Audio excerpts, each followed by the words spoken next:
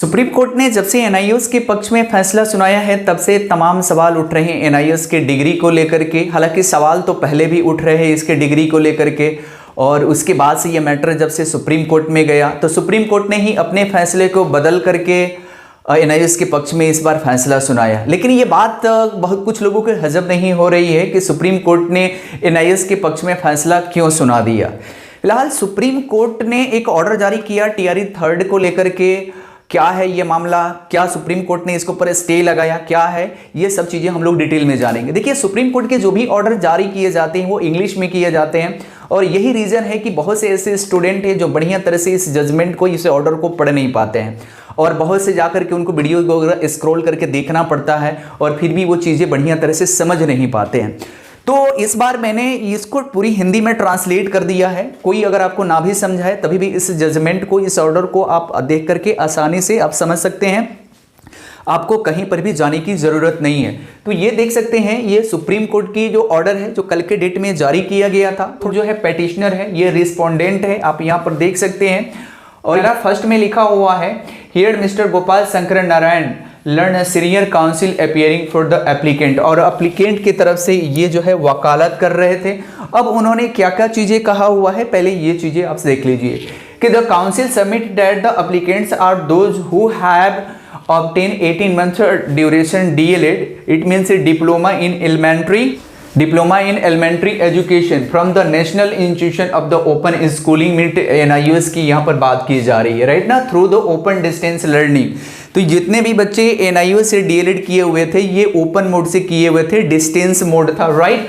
अब यहाँ पर इसकी हिंदी यहाँ पर ट्रांसलेट की गई है, ये भी चीज़ें आप पढ़ करके समझ सकते हैं। देखिए, वकील का कहना है कि आवेदक वे हैं, ये जज साहब स्टेटमेंट जो लिखवा रहे हैं, ऑर्डर जारी कर रहे हैं, तभी ये बात लिखी गई है। ये चीज़ को ध्यान से देख लीजिए आप लोग। तो वकील का कहना है कि आवेदक वे हैं जिनके पास 18 महीने की अवधि की DLED, यानी कि जिन्होंने डिस्टेंस लर्निंग मोड से उन्होंने प्राप्त किया हुआ है, right. Since the Bihar Public Service Commission had issued an advertisement 7/2/2024 for the recruitment of the primary school teacher classes 1 to 8। अब कह रहे कि चूंकि बिहार लोक सेवा आयोग ने प्राथमिक विद्यालय शिक्षकों के लिए जो है 1 से लेकर के 8 तक की भर्ती के लिए इतने तारीख को एडवर्टाइजमेंट नंबर जारी किया था, राइट। अभी कह रहा है कि the applicants seek participation in the council process. अब इसमें सीधा सीधा ये कह रहा है कि जो आवेदक है वो काउंसिल प्रोसेस में ये पार्टिसिपेट करना चाहते हैं, राइट, जो कि इतने तारीख से शुरू होने वाली है, 23/12/2024 से ये चीजें शुरू होने वाली है, राइट। अब यहाँ पर कह रहे हैं कि it is submitted at around 36,000 candidate और in the fray and the present application is a mode of behalf of around 215 aspirants.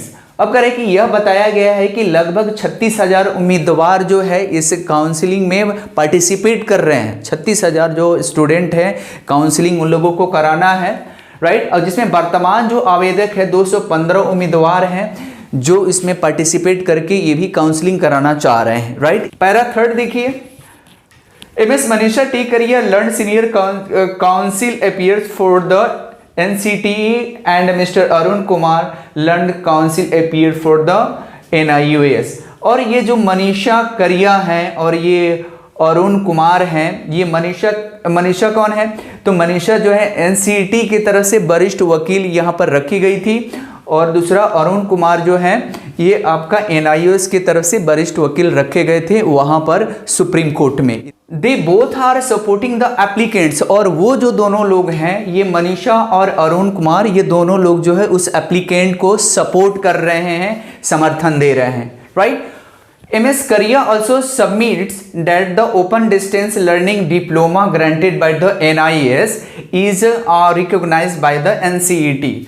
अब जो है ये करिया यानी कि मनीषा करिया का कहना यह है कि NIS द्वारा जो DLED किया गया है, डिप्लोमा किया गया है, ये क्या है, NCET के द्वारा ये मान्यता प्राप्त है, उन्होंने इस चीज़ को रिकॉग्नाइज किया हुआ है, right.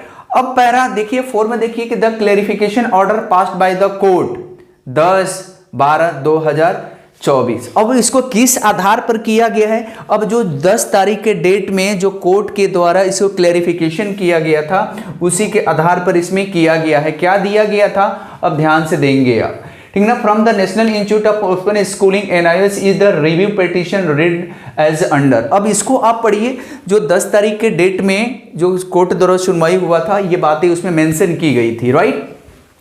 However, to avoid any confusion, we again clarified that the 18-month diploma obtained by a such person who were employed as on 10th August 2017 and who have completed the diploma course of 18 months would be treated as a valid diploma holder for the purpose of applying in other institution और for the promotional avenue। अब यहाँ पर स्पष्ट रूप से साफ साफ हिंदी में इसको लिख दिया गया है।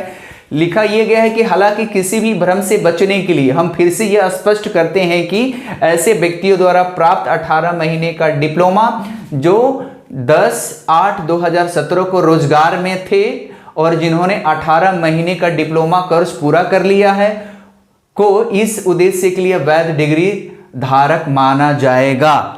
ठीक है, जो 10 तारीख को डेट में दिया गया था। अन्य संस्थानों में या और भी प्रमोशन के लिए या आवेदन ये लोग कर सकते हैं, किसी भी प्रकार की इसमें प्रॉब्लम नहीं होगा। कह रहा है पैरा 4 में कि needless to state that the clarification will be effective from the date of the pronouncement of the judgment under review. अब कह रहे कि ये बताने की जरूरत नहीं है, यह स्पष्टीकरण करने की जरूरत नहीं है कि समीक्षाधीन निर्णय की घोषणा की तारीख से ही प्रभावी होगा। यानी कि जिस समय सुप्रीम कोर्ट ने इसके ऊपर स्टे लगाया था उसी के दिन से ये लागू होगा, राइट। और इशू नोटिस इन द आईए नंबर इतना दिया है, रिटर्नेबल इन 4 वीक्स, 4 वीक्स में जो है इसमें रिटर्नेबल करने की बात की जा रही है।